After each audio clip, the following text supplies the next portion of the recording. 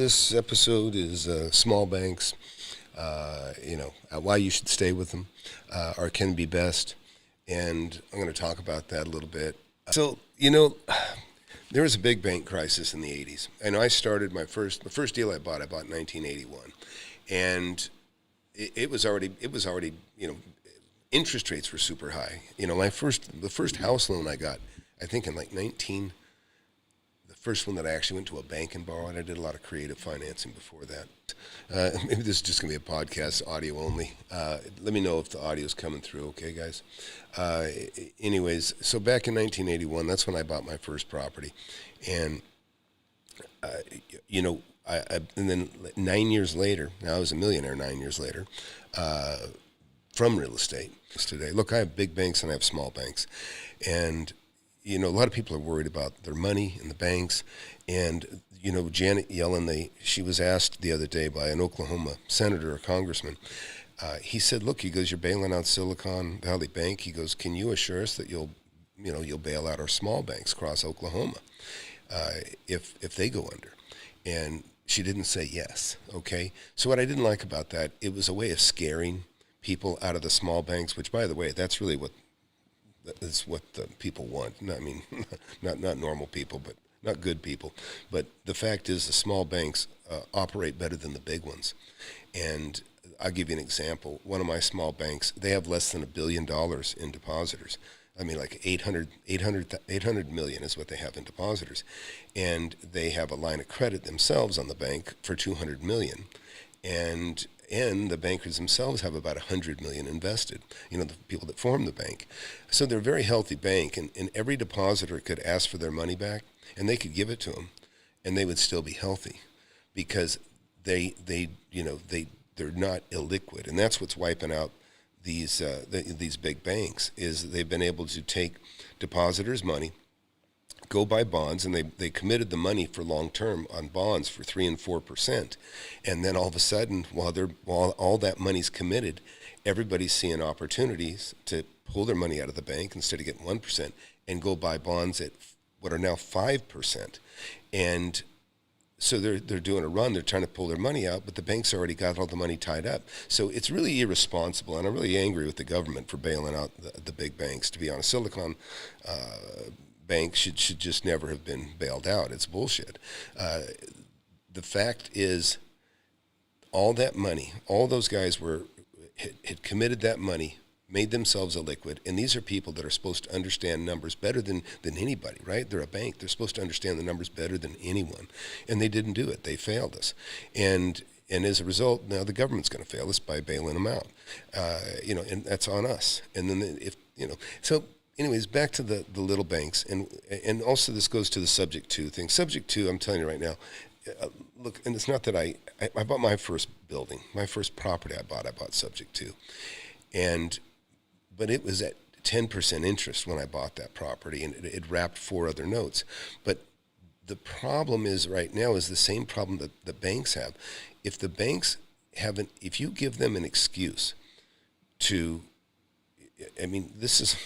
this is what ruined the banks right now. The ones that are ruined is they committed their money at such a low rate, and then there's other opportunities to get more money on your money for the depositors, and so they take a run. Well, the same pressures apply. If they see an opportunity to yank a loan that's 2.5 or 3%, which is the big incentive for trying to do the subject to and put it in the LLC and play that game, and I get it. But the problem is that you are breaching your contract, and they can call the note.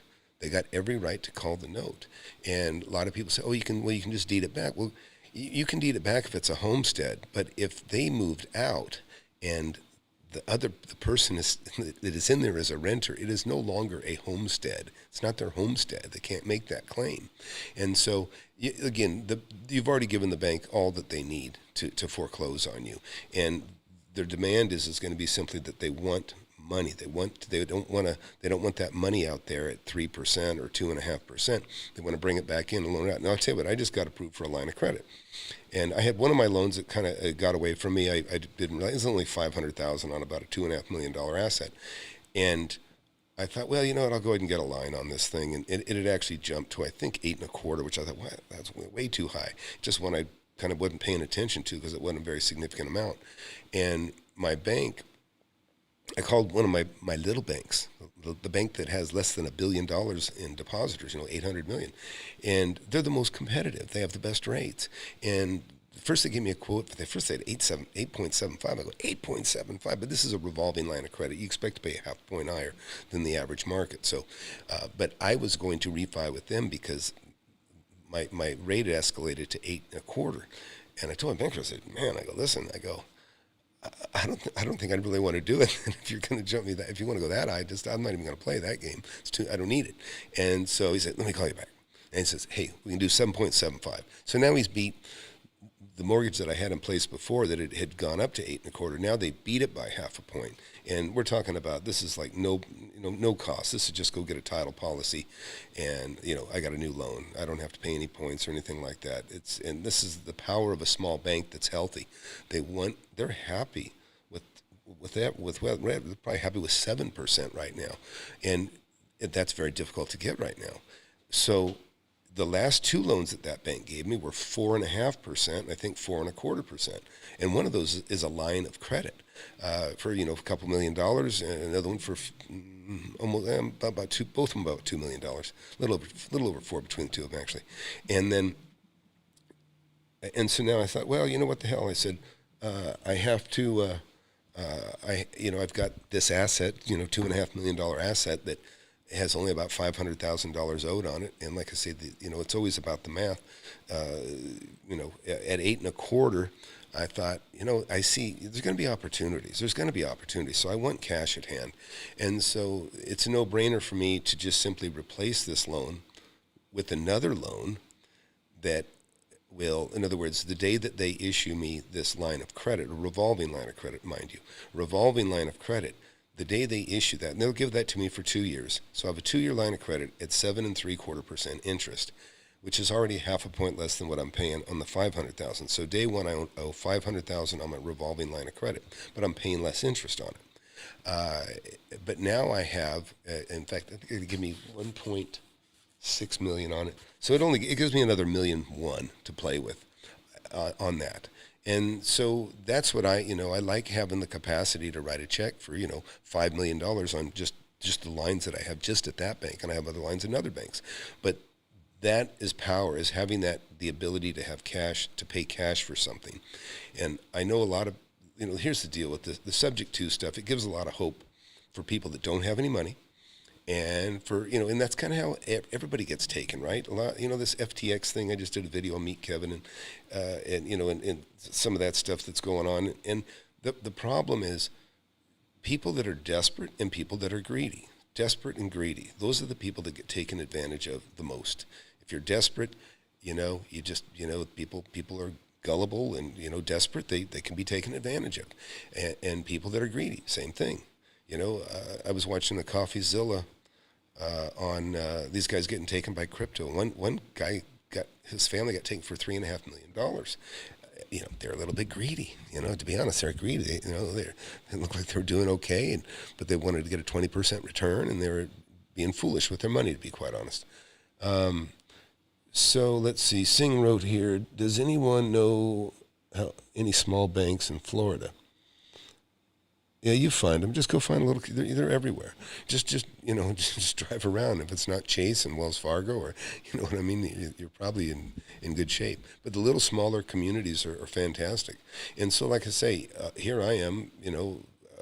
I feel that people are feeling afraid, and that like the big banks are where to go to be safe. But you just saw one of the biggest banks just get clobbered. They didn't have they had a huge amount of money, not that many customers, but a huge amount of money. It was ultra wealthy in there, but that's kind of how it operates. The government always kind of picks the winners, and that's just how it's been. And you can see it happens in a lot of different things that we see going on today. It's kind of arbitrary and discriminatory who they help and save out. And hey, come back here, Xavier. I saw you. Anyhow, Randy wrote, hi, Tom. How can I find accredited investors to fund expansion in my land business. Well, Randy, if you got a good deal, you just got to go pitch it to people with money. I mean, I operate on my own money. I don't need anybody else's money. So I've never been one to, I've never invested in a fund because they never pay as well as what I can do for myself. And that's for everybody out there. Everybody can do better than what a fund is. In fact, Eric, I'm glad to see Eric's in here. If that's Eric, I think it is. He made $700,000 on one deal. He's been in the mentorship for about 1.5 years, 2 years actually, 2.5 years actually. He's been in there a long time. Done incredibly well, like a lot of people in the class. So hey, by the way, if you just got here, please hit subscribe and join this channel. I've been making money in real estate for 42 years and never gone bankrupt, never gone broke. Everybody, I don't know why, every fake guru out there brags about going broke or being drugged out or some damn thing. It's pretty silly. But anyways, I got a book, Wake Up and Smell the Real Estate. It's been a bestseller on Amazon, Audible, and Kindle. Urge you to get that. It'll be the best $10-20 you ever spent. And I have a mentorship that does extremely well. And I've got a webinar every Thursday. And by the way, you'll never see a webinar like mine. It's just packed with credibility and proof, and I show you my little real estate empire, and many of the deals that I've made millions of dollars on some, hundreds of thousands of dollars on others, and sometimes in just a few weeks. And that's the power of real estate. And so I urge you to go to flipanythingusa.com. That's my site right there, flipanythingusa.com. And when you get in the front here, number one, you go to the links below and get into the, up here in the corner here. I'm going to get rid of this book. Right here. You can click on here and fill out this form right here. It's very simple. Your name, your email, and your phone if you want me to text it to you. You can participate and talk to me one-on-one, ask any question you want about what I bought, what I've made profit-wise, deals. I'll show you. You'll see nothing but houses behind me and buildings and commercial and land. I've done, over 50 lots. And in acreage, I made a couple $1 million, almost $2.5 million just on a 50-acre piece that I bought.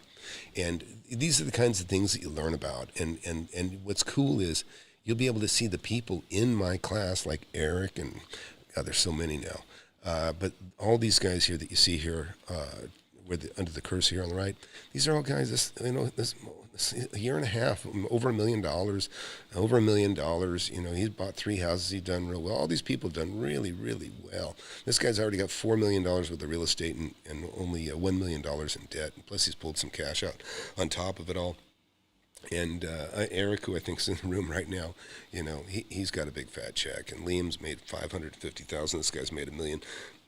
And those are the big ones, but there's other ones that are, hundreds of thousands or $100,000. And, it's all great money. And, all right. And actually, we've got a new student here, Xavier. If at all, how does a line of credit negatively impact the ability to scale? I don't think it does. I know Donald Sterling never sold any of his real estate apartments, but unsure if he refied or line of credit. I don't know who Donald Sterling is, Xavier, but here's the deal. If you treat money like a tool, you can get very rich. You respect it. You only use it to buy things that create wealth. In other words, don't buy anything unless it's worth more.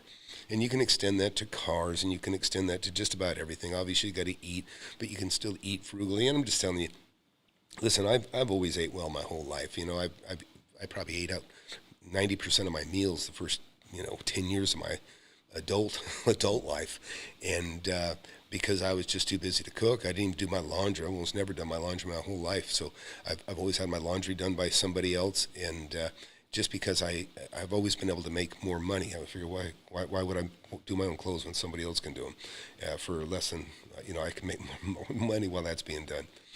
You own the Clippers, did he? Yeah, that's why, because I don't follow sports. If anybody that knows me knows in the mentorship, they know that I played sports when I was younger, but I don't watch sports. I don't watch them, and I probably should have. In hindsight, it's good camaraderie with people, but to be honest, I could just never stand sitting on a couch watching millionaires play a game that I'd like to be playing, and they're getting rich, and I'm sitting here, sitting around guys getting high and drinking beer and eating pizza and getting fat. And so I just can't do it. I can't do it. I've got to be out there making money. And that's how I've always been. And I urge you to be that way. You'll give up. Listen, if you're nonstop, aggressive making money, and that's what I've done my whole life. I've been a very assertive investor, and that's why I know so much. I've been investing since I was 19 years old. Very few people that are 61 years old and have 42 years experience of buying property every single year. And that's what I bring to the table for the people that are in my mentorship. And what's cool is you can see the results, and you will see them if you get in my webinar, by the way. Webinars this Thursday, 7 p.m. Central. Urge you to get in. You can write me at Tom@FlipAnythingUSA, or really the easiest way is just go to the site and sign up for the webinar, because these guys are just like you and me. This guy's a carpenter, just like me. He's a carpenter. I'm a carpenter, folks. I'm a carpenter. Of course, I do more pointing than anything. And then I got the war wounds. You can see I got a thumb here a half-inch shorter than the other because I cut my thumb off one time. And so, look, I'm as regular as anybody else out there. Nothing special about me other than I just was fortunate to learn about making money in real estate at a very early age. And now you can learn from me. You can learn a lot from me. And listen, you guys that are looking to buy your first home, get in my mentorship. You got to apply for it. There's no guarantee you're going to get in, number one. But let me tell you, if you could, it'd be great, because if you're ready to make a purchase or something like that, I mean, if you follow what I show you and what I teach you, you'll save 10 times what the course cost on your first purchase, which is really what you want to do. So even if you used it one time, it would pay off. So back to Dojo.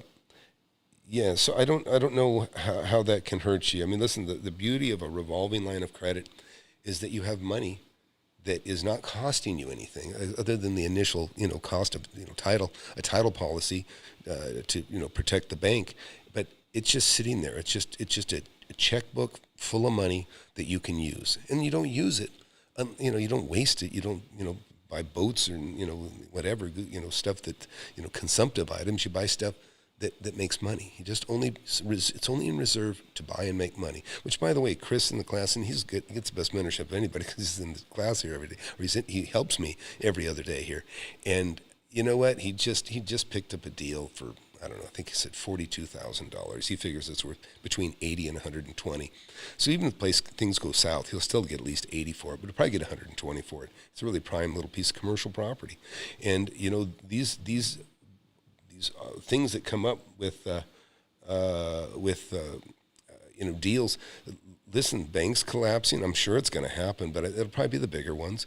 And the little banks, as long as you check on them, say what's your loan to depositor ratio, and you'll quickly know if they're safe. You want to find out, and they have to disclose that stuff, so you can find out where they're at.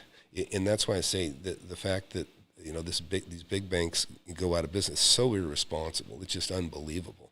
And you wonder why some people hate bankers. It's because they understand what they do, and with all except for my bankers, they're great. But even my bankers would say that it's just unbelievable. That how irresponsible.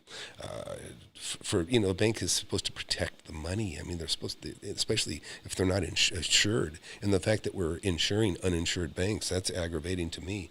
I'm a big fan of let people fail. Let them fail. Let them fall on the ground, pick themselves up, and other people like us, we can pick up the pieces of whatever crumbled on them or that they didn't take care of.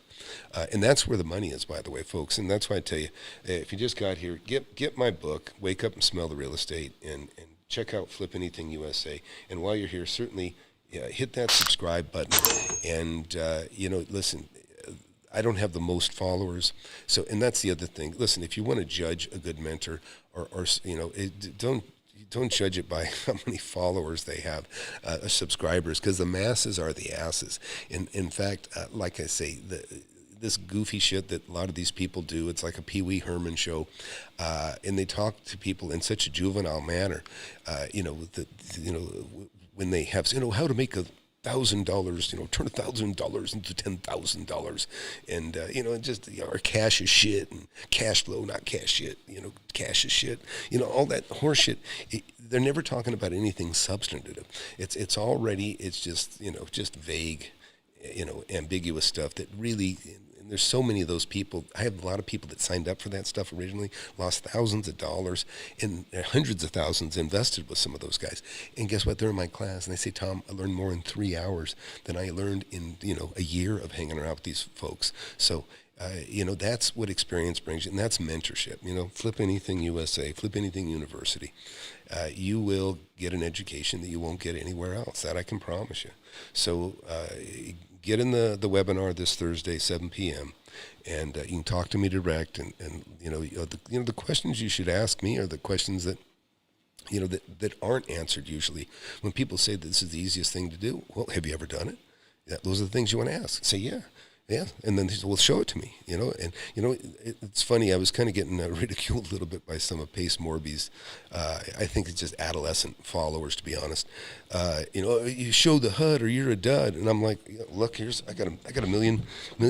My first $1 million worth of HUDs right here that I made before I was 27. That's in 1981. So I'd be like making about $3 million right now, and I got tons more HUDs with millions of dollars of profit on just a single deal, and then it's funny though, is those guys that talk the loudest in these in these comments. When I call them out, I say, hey, come on, I'll put you on the show. I'll be glad to interview. Let's take a look at your HUDs, and I'll show you my HUDs. Let's do it.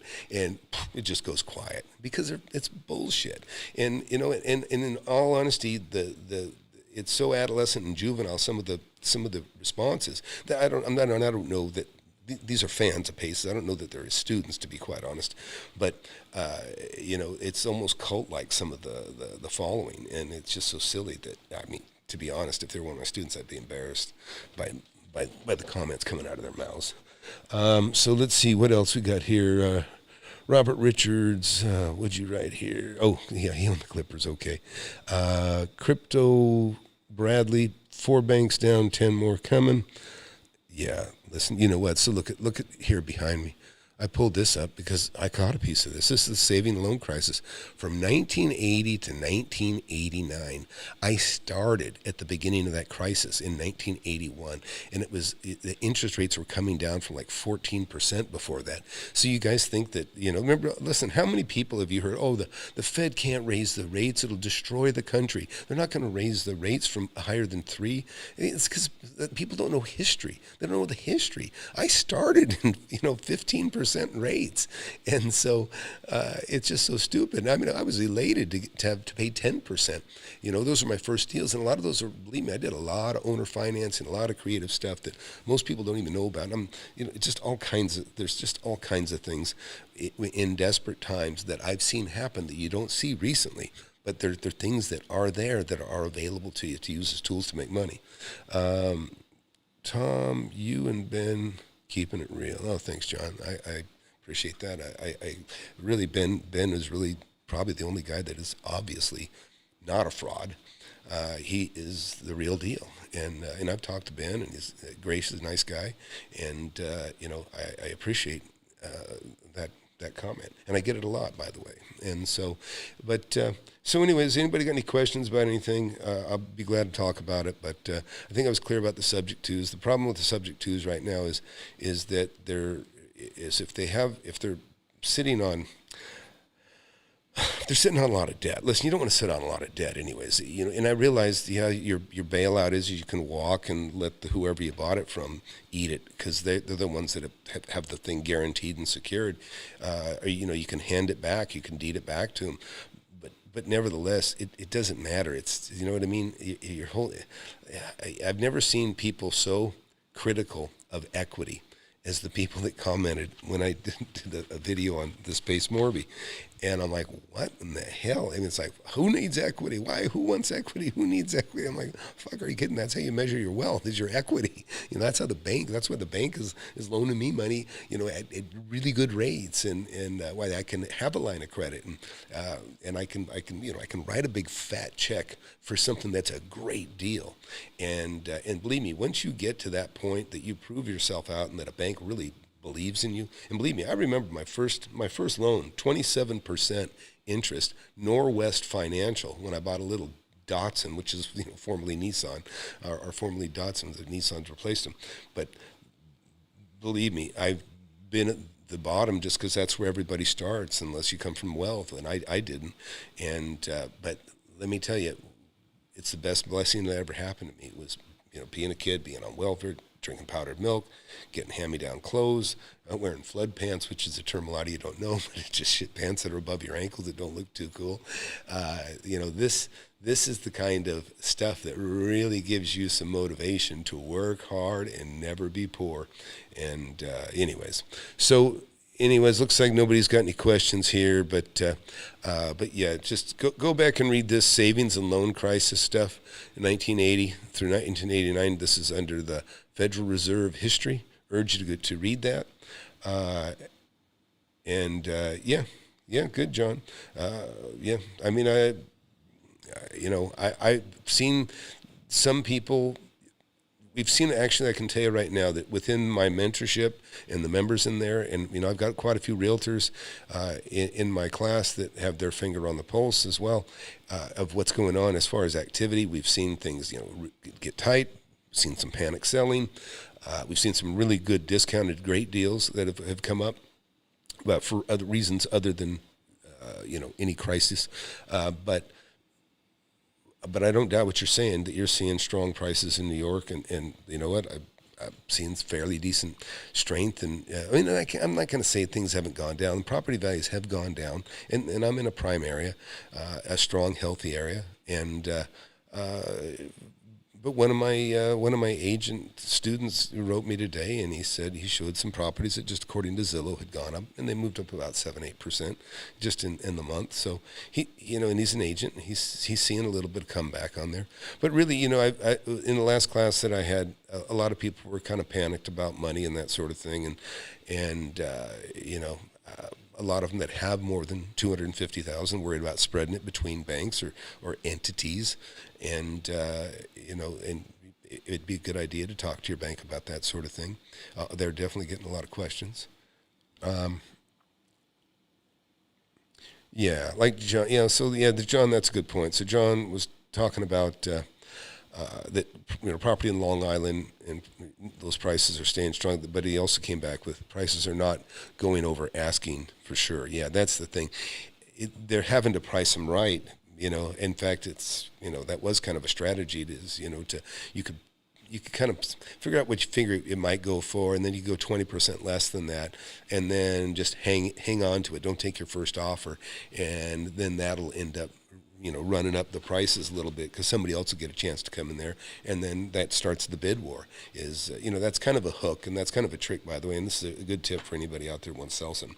And there's a chapter in my book, by the way, and if you don't have my book, certainly get my book, but I have a chapter in the book I wrote that's called leapfrogging, and that's a term that I coined, that basically one of the things that I do is when I sell, I leapfrog and jump way down and get rid of that asset, because I know that when things are going quickly downward, I don't need to take turns lowering my price with somebody each month. I'm going to jump and lower my price what I anticipate it being in 3 months. So I'm ahead of everybody to get rid of that thing. And when I'm closing, by the time my deal's closing, the people that I was competing with they've already lowered their price to what I sold mine for. So it's a very important thing to do. And same goes when I buy something. And and Chris is in here. I'm glad Chris is in here. Chris is actually, just talking about you, Chris. He just bought. Yep, there he goes. He said he just got it under contract. Paid cash for it. He bought it early today. He was supposed to close Thursday, but he closed it today. And and that's the thing. Believe me, some people take pride in just stretching deals out as far and closing them last minute. I used to deal with a lot of Iranian guys, and boy, they used to do that stuff all the time. And it bit them once. And I've had a great relationship with those folks that I did a lot of land with. But, we were competing with each other. Hey, Russ, glad to see you in here too. And Russ, I was actually referencing that, what you sent me on that Zillow, saying the prices were staying strong in your area, which is Oregon. So... In fact, Chris was in the room when I was talking to my bank, and that was the other thing. So just think about this too. By the way, remember banks they need good, safe, risks, and they want to loan money. And like I said, just me going, whoa, wait a minute, that's too high. They took 1% off today, and so now I'm getting a line of credit at a rate that is like the best term rate, a term rate, which they always is going to be better than a line of credit rate. I'm getting that rate. But that's what happens when they feel good about you. But it's in all of you, anybody, you got good credit, and they can see that you have a lot of equity. You're solid, and that was the other thing I was going to say about the thing. And one of the guys in my class, he did a subject too, and he ended up getting pressured by the person that he took over the property from. They got out of it, and then they went to go get a loan, and the bank said, well, shit, we can't give you a loan. You're already loaned up to your teeth, on an asset that you don't control. And so she went and got a lawyer and said, hey, we're going to sue you if you don't pay us off. And maybe they wouldn't have had a case, but they certainly could have called the note on themselves. So you're really in a precarious position, because if somebody goes to buy a property that made a deal with you in a subject to, and this is the other thing that's really uncomfortable, is that when you do in a subject to, you got to be uncomfortably connected, the buyer and seller, with each other. It's because you got to kind of cover each other's story and certain things that you promote. And it just gets too circuitous. A legal word the lawyers use all the time, and but it's a good, accurate definition. So anyways, Russ, Chris, anything else to share? We'll probably call it quits here. But when to tell you guys, look, I've got students in here that have made, just between these two guys, over, maybe $2 million. And one of those was just on one deal that one guy did. Just one deal alone, he made almost $1 million. And that's in equity on this one. But we have guys that have realized that much in cash, and in a pretty short time. So, and it's great. The camaraderie is wonderful. We got, like I said, I got the best and brightest, and everybody shares and everybody benefits from it. Anyways, I'm guessing, Russ, you're probably about to have dinner with your beautiful family, and I am actually going to go I'm going to go have lunch, I think, or I should say dinner with my boys. Oh, yeah. Yep. In fact, they're heading over now, so I'm going to call it a day. So, hey, look, everybody, listen, hit that subscribe button. And like I said, if you want to learn about real estate, I'll never steer you wrong. And I hate saying that, because I've heard some fake gurus say, I'll never steer you wrong. They've ruined everything. Mindset, a lot of words are just destroyed for me by fake gurus. But anyways, I appreciate you hanging out. And again, hit that subscribe button and get the book. And listen and look in. Go to flipanythingusa.com and watch these testimonials of these folks that I'm sure you can identify with. They're, like I say, just like me and you. And mentorship is not a course. Mentorship is much, much deeper. It takes a long time. It really takes a long time, I'm learning, to teach decades of experience. It takes time to do it, right? If you go to college, when you go there for 4 years to learn stuff that's a hell of a lot simpler than, I want to say it's a lot simpler, because you're learning a lot. Okay, you're learning a lot in college. You become a doctor, you're in there for either 12 years sometimes. But learning to make money and dealing with difficulties and all the different things that can there, it'd be a book so thick you'd never want to read it. But when you have a mentor, what's really cool is it's kind of like having a search engine. It's like saying, hey, I got this issue. Oh, yeah, that happened to me back in 1991. And boom, I've got it, because I've lived it. It's a huge, huge advantage. It's like having customer support.